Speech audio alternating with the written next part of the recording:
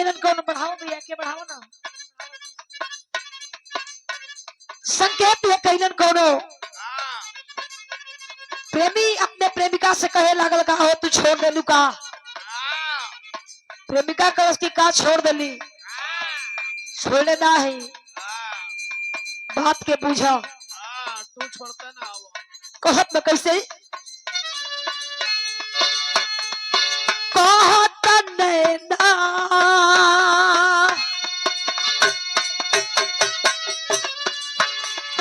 बुझाई सारा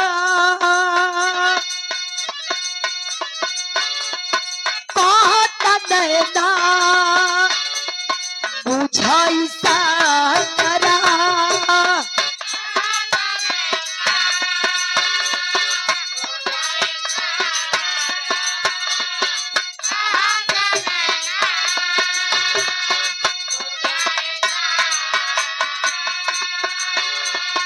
मन में पीरतिया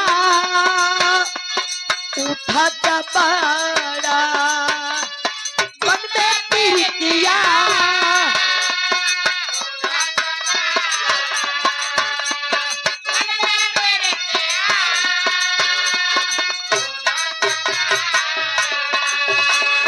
कहत नैना बुझाई सारा मन में पीरतिया उठत बड़ा एगो सजनवा अरमान ले बता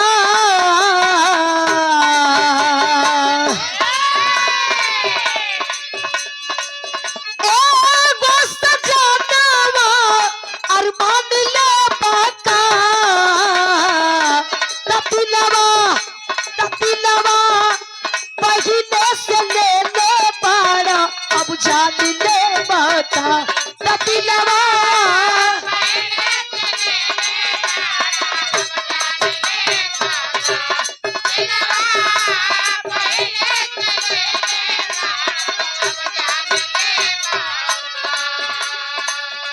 एगो सजनवा अरमान ले बता